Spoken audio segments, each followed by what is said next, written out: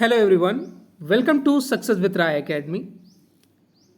14 March 2025 के दैनिक जागरण के राष्ट्रीय संस्करण को आज की इस वीडियो में डिस्कस करेंगे हम उन सभी प्रमुख हेडलाइंस के साथ जो प्रमुखता से प्रकाशित की गई है।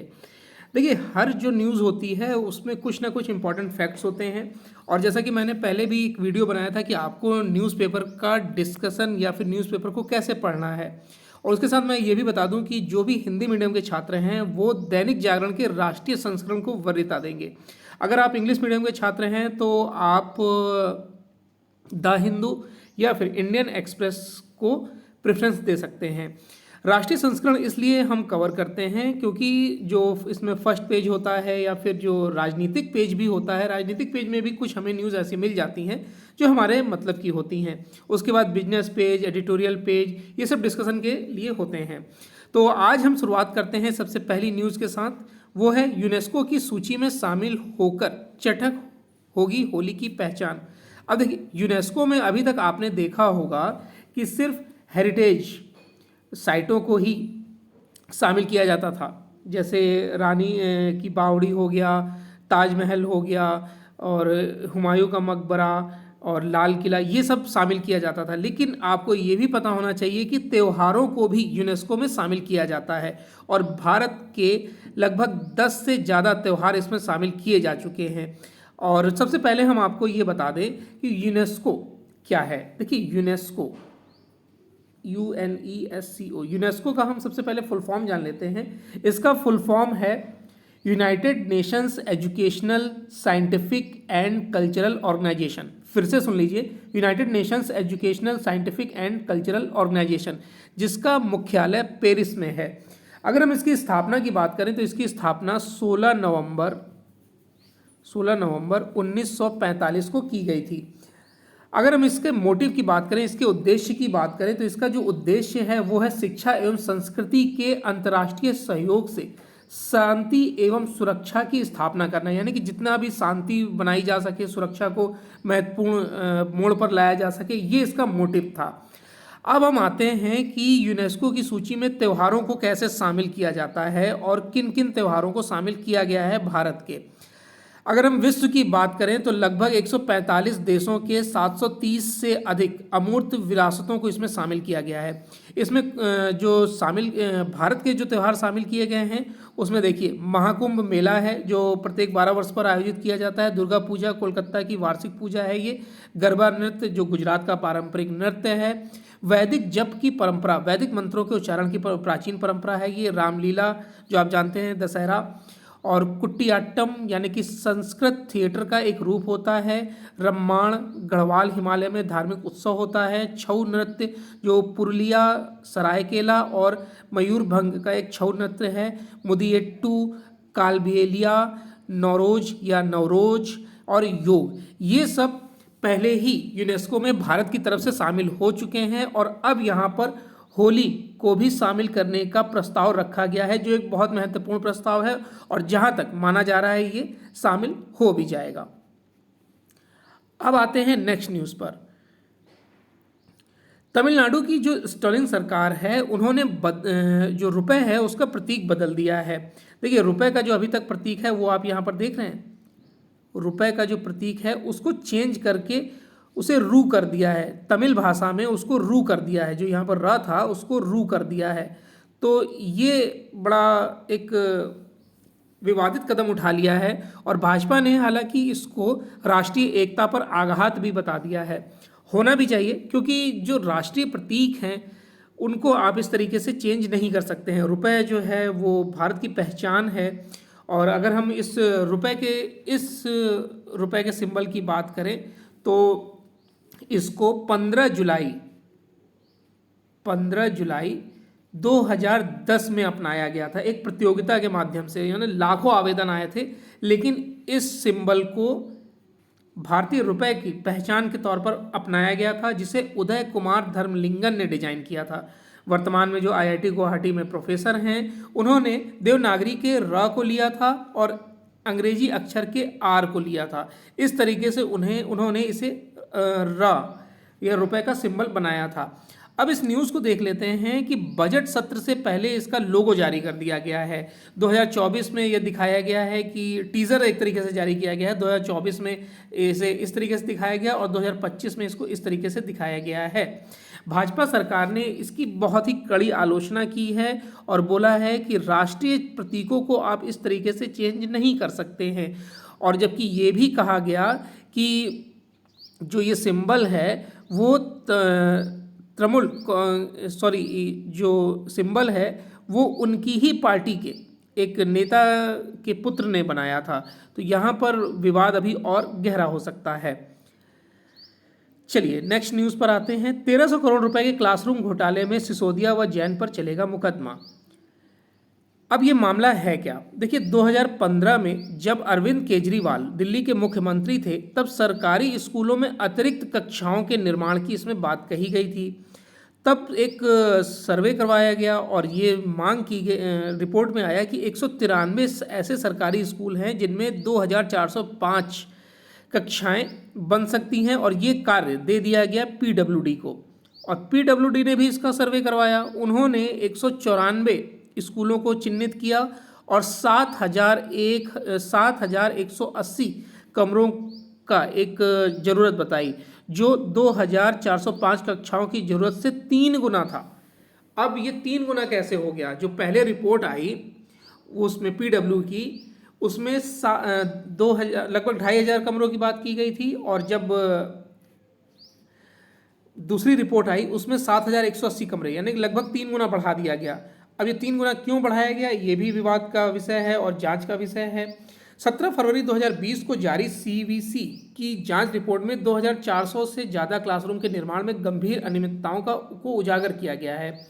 निविदा आमंत्रित किए बिना अधिक विशिष्टताओं के नाम पर निर्माण लागत 90% तक बढ़ा दी गई और लेकिन बाद में अनुबंध मूल्य 17 से 90% तक भिन्न था। सीवीसी ने फरवरी 2020 में इस मामले पर टिप्पणी मांगने के लिए दिल्ली सरकार के सतर्कता निदेशालय को रिपोर्ट भी भेजी थी। अब यहाँ पर हालांकि बताया जा रहा है कि दिल्ली गवर्नमेंट किस तरीके से विवादों में आम आदमी पार्टी की जो गवर्नमेंट थी वो विवादों में घिर रही है और उसमें घपला हुआ है। नेक्स्ट न्यूज़ पर आते हैं। मिशन पूरा स्पेडेक्स की अनडॉकिंग प्रक्रिया भी हो गई।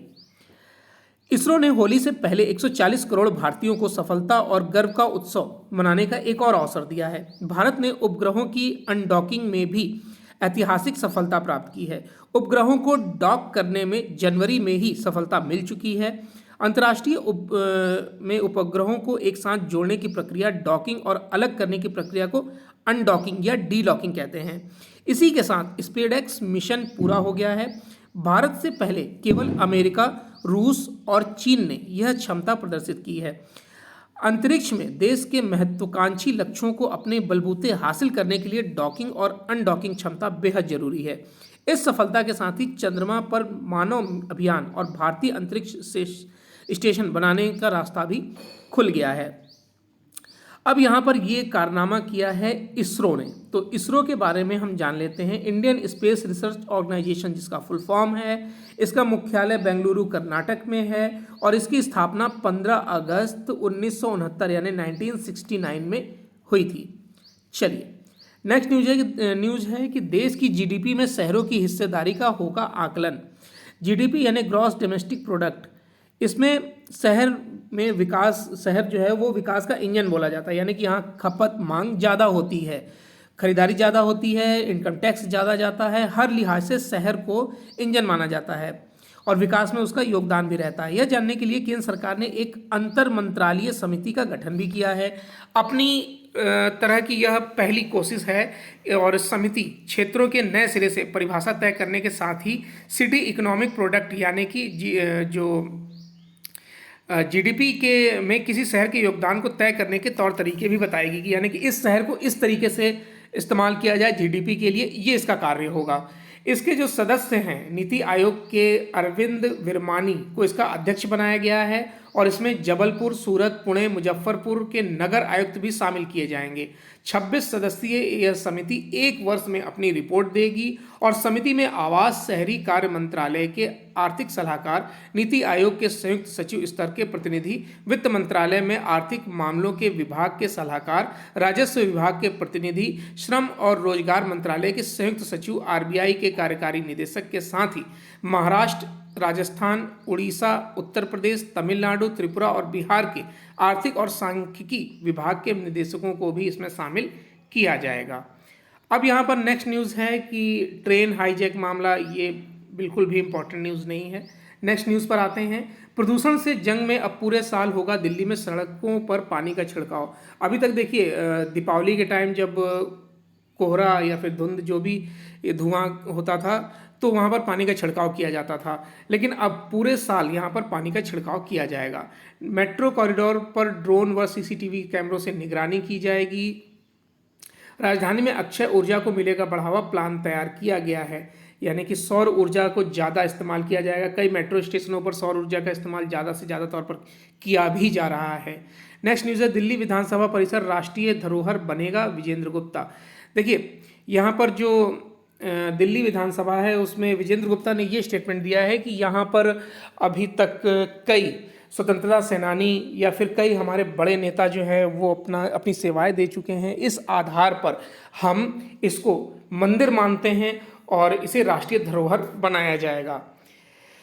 डीयू में जो गैप वाले स्टूडेंट हैं, यानी कि जिन्होंने इंटर किया, गैप हो गया, ग्रेजुएशन करने जा रहे हैं, ग्रेजुएशन किया, गैप हो गया, पोस्ट ग्रेजुएशन करने जा रहे हैं, ऐसे छात्रों को भी CUET देना जरूरी होगा, तभी वो नेक्स्ट कोर्स में एडमिशन ले पाएंगे। तो हालांकि ये निर्णय अच्छा है या बुरा है, ये आप कमेंट के माध्यम से बताइएगा। चलिए नेक्स्ट न्यूज़ है कि 80 वर्षीय वृद्धा ने, ये भी इंपॉर्टेंट न्यूज़ नहीं है। नेक्स्ट न्यूज़ पर आते हैं। वेब्स को मीडिया रचनात्मक प्लेटफॉर्म का सबसे बड़ा वैश्विक ब्रांड बनाने में जुटा भारत। अब देखिए दुनिया में मनोरंजन तथा मीडिया से जुड़े रचनात्मक कंटेंट के उभरते क्षेत्र में आर्थिक संभावनाओं को नया आयाम देने के लिए भारत पहले world audio visual entertainment summit यानी कि वेब्स को ऑस्कर, कॉन और इफी की तर्ज पर मीडिया कंटेंट क्षेत्र का सबसे बड़ा वैश्विक ब्रांड बनाने की पहल शुरू करेगा। मुंबई में आगामी 1 से 4 मई तक होने वाले वेब सम्मेलन में 100 से अधिक देशों के क्रिएटिव कंटेंट तथा मीडिया क्षेत्र से जुड़े लोगों के साथ वहां की कंपनियां इसमें हिस्सा लेंगी। सूचना प्रसारण मंत्री अश्विनी वैष्णव तथा विदेश मंत्री एस जयशंकर ने इस अहम विश्व सम्मेलन की कामयाबी के लिए गुरुवार को भारत स्थित 130 देशों के राजदूतों तथा राजनयिकों के साथ इसमें बैठक की है। आयुष्मान वय वंदना कार्ड के लिए 60 साल हो न्यूनतम उम्र। अब देखिए संसदीय समिति ने इसमें कुछ सुझाव दिए हैं। सुझाव ये दिए हैं कि जो 70 वर्ष उम्र है बुजुर्गों की, उसको घटाकर 60 वर्ष कर दिया जाए, जिससे ज़्यादा से ज़्यादा लोगों को इसका लाभ मिल सके।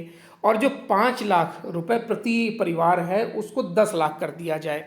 और ये 2 महत्वपूर्ण बातें इसमें ऐड करने को बोली गई हैं। 29 अक्टूबर 2024 को सरकार ने 70 वर्ष और उससे अधिक उम्र के सभी वरिष्ठ नागरिकों को उनकी सामाजिक आर्थिक स्थिति के बावजूद प्रति वर्ष 5 लाख रुपए तक के मुफ्त उपचार का लाभ इसमें देने की बात कही थी। दुर्लभ खनिज पदार्थों की खोज के लिए देश की पहली लाइसेंस नीलामी शुरू की गई है। अब देखिए केंद्रीय कोयला एवं खनन मंत्री जी किशन रेड्डी ने गुरुवार को यहां 13 महत्वपूर्ण खनिज ब्लॉकों के लिए देश की पहली अन्वेषण लाइसेंस नीलामी लॉन्च की है। यह उन महत्वपूर्ण और गहरी खानों की खोज और खनिज संसाधनों उत्खनन की दिशा में एक अहम कदम है।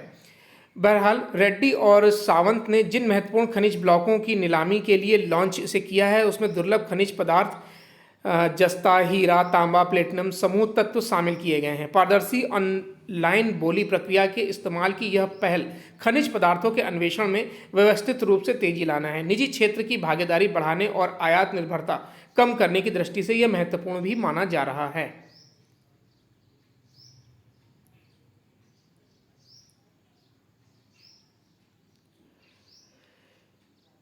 अब ये जो इसरो ने पहले ही प्रयास में सफलता हासिल की है, इसको हम पहले पेज पे ही डिस्कस कर चुके हैं, स्किप कर रहे हैं। जल परियोजनाओं में सही तरीके से फंडिंग नहीं हो पा रही। जल परियोजनाओं की अगर हम स्थिति की बात करें, अगर हम बिहार की बात करें तो गांव में हर घर नल परियोजना लागू तो किया गया, लगाया गया, लेकिन नलों से यानी कि पाइप से टोटियां गायब हैं, पानी नहीं आता है। मतलब स्थिति बद से बदतर है। इस योजना की ना तो मैपिंग हो रही है, ना इसका क्रियान्वयन हो रहा है। फंडिंग तो हो ही रही है, तभी तो ये टंकियां लगी, मोटर लगी और टोटियां लगी, लेकिन पानी नहीं आ रहा है। तो इसलिए इसकी निगरानी की सबसे ज़्यादा आवश्यकता है। ट्रंप का टैरिफ बनेगा अमेरिकियों के लिए गले की फांस। अब देखिए, अमेरिकी राष्ट्रपति डोनाल्ड ट्रंप ने अगले महीने से भारतीय वस्तुओं पर पारस्परिक कर लगाने की बात कही है। इस घोषणा के मद्देनजर माना जा रहा है कि भारत के खिलाफ ट्रंप का टैरिफ अमेरिकियों के लिए गले की फांस बन सकता है, क्योंकि अमेरिका में दवाओं की कीमतें बढ़ सकती हैं। लाखों अमेरिकियों को अपनी दवा के लिए अधिकतम रकम चुकानी पड़ सकती है। पिछले सप्ताह वाणिज्य मंत्री पीयूष गोयल ने अधिकारियों के साथ चर्चा के लिए अमेरिका की एक अनिर्धारित यात्रा की। इस यात्रा का उद्देश्य व्यापार समझौते पर सहमति बनाना है। उनकी यह यात्रा ट्रंप की इस घोषणा के बाद हुई, जब उन्होंने कहा कि अमेरिकी वस्तुओं पर भारत के टैरिफ के जवाब में वह 2 अप्रैल से भारत पर भी जवाबी टैरिफ लगाएंगे। अब यहाँ पर भारत और बांग्लादेश ने नौसैनिक अभ्यास किया है, उसके बारे में बताया गया है। और भारत बांग्लादेश ने आपसी सहयोग इसमें नाम नहीं दिया है, इस जो नौसैनिक अभ्यास किया गया है।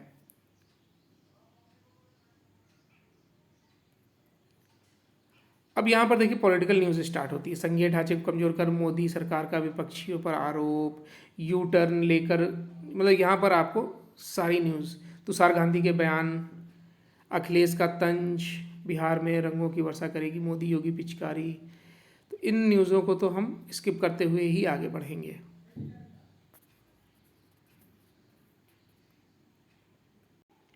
अब यहाँ पर एडिटोरियल पेज को जब हम देखते हैं तो हमें 2 एडिटोरियल मिलते हैं। पहला एडिटोरियल है यहाँ पर, वैचारिक अंतर्द्वंद से त्रस्त कांग्रेस। ये आर्टिकल लिखा है अवधेश कुमार ने। ये बता रहे हैं कि जिस पार्टी के अंदर एक दूसरे को लेकर संदेह का माहौल हो, कल्पना कर सकते हैं उसकी दशा स्थिति क्या होगी। यानी कि कांग्रेस अपनों से ही परेशान है, कोई निर्णय नहीं लिया जाता है, सभी अपने में राष्ट्रीय अध्यक्ष हैं। हालांकि मल्लिकार्जुन खड़गे को राष्ट्रीय अध्यक्ष बनाया गया है, लेकिन पार्टी में कई धड़े दिखाई देते हैं। तो एक मत नहीं है कांग्रेस। और जिस तरीके से कांग्रेस की स्थिति होती जा रही है, ना कोई वो चुनाव जीत पा रहे हैं, ना उनका मत प्रतिशत उतना रह पा रहा है, ना वो सीटें हासिल कर पा रहे हैं, ना उनका कोई विधायक ऐसा है जो क्षेत्रों में पहचान बनाने में सफल रहा हो। कुछ बड़े नेताओं की इस बात को छोड़ दिया जाए तो बाकी कोई ऐसा नहीं दिखता है जो कांग्रेस को इस मजबूत स्थिति में ला सके कि वो एनडीए का वर्तमान में या फिर भाजपा का सामना कर सके, या फिर कोई बड़ा चेहरा इनको नहीं मिल रहा है। चलिए, नेक्स्ट आर्टिकल है कि जीवन रस का संचार करती होली। होली जो रंगों का त्यौहार होता है, जीवन में रंग भरता है, नई शुरुआत का एक प्रतीक होता है। तो इन सब बातों को इस आर्टिकल में लिखा गया है। तो दोनों ही आर्टिकल हमारे लिए इम्पॉर्टेंट नहीं है। अब हम आते हैं यहाँ पर बिजनेस पेज पर। बिजनेस पेज में पहली न्यूज़ ली गई है कि 14 लाख करोड़ से अधिक का आयकर बकाया। मुकदमेबाजी और अपील की वजह से केंद्र सरकार के लाखों करोड़ रुपए बकाये के तौर पर फंसे हुए हैं।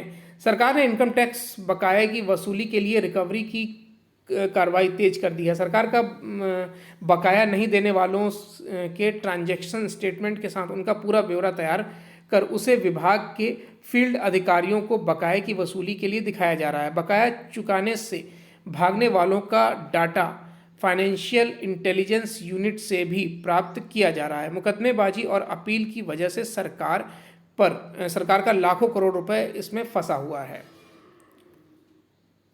प्याज की बम्पर उपज हुई है, रेट गिरेंगे ही, क्योंकि अभी वो किसान के घर में है। जैसे ही किसान के घर से निकलकर वो बिचौलिए और जमाखोरों के पास आएगा, व्यापारियों के पास आएगा, उसको जमा किया जाएगा और एकदम से प्राइस हाई कर दिए जाएंगे। 2028 तक तीसरी बड़ी इकोनॉमी होगी भारत। इस न्यूज़ को हम कई बार डिस्कस कर चुके हैं। और सिंगापुर की टेमसेक कंपनी जो है वो हल्दीराम जो बेकरी प्रोडक्ट बनाती है, नमकीन बिस्किट्स वगैरह बनाती है, उसमें वो 10% हिस्सेदारी खरीदेगी। इसके बाद अब आते हैं हम इंटरनेशनल पेज पर, जहां पर युद्ध विराम के अमेरिकी प्रस्ताव से पुतिन लगभग राजी दिखाई दे रहे हैं। रूस ने कहा है प्रस्ताव को ज़्यादा स्पष्ट किए जाने की ज़रूरत है, यानी कि एक तरीके से यहाँ पर वो तैयार हैं लेकिन स्पष्टता होनी चाहिए।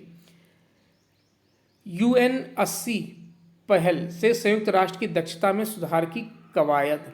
अब यहाँ पर संयुक्त राष्ट्र महासचिव एंटोनियो गुतरेस ने अनिश्चितता और अप्रत्याशित हालात के बीच अर्थाभाव के संकट व घटते संसाधन पर चिंता जताई है। उन्होंने 80 साल पुराने संयुक्त राष्ट्र की दक्षता में सुधार लाने व इसे लागत अनुकूल बनाने के उद्देश्य से UN80 पहल की घोषणा की है।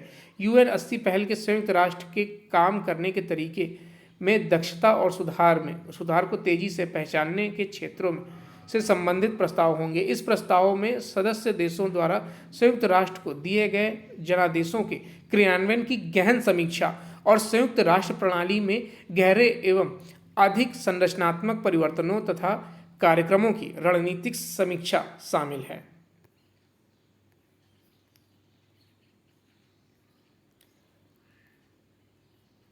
चलिए, और यहाँ कोई ऐसी न्यूज़ नहीं है जिसको हम डिस्कस कर सकें। तो ये आज का यानी 14 मार्च 2025 का दैनिक जागरण का राष्ट्रीय संस्करण था। आई होप आपको ये वीडियो अच्छा लगा होगा। अगर वीडियो अच्छा लगा हो तो लाइक और शेयर कर दीजिएगा। वीडियो देखने के लिए बहुत बहुत धन्यवाद।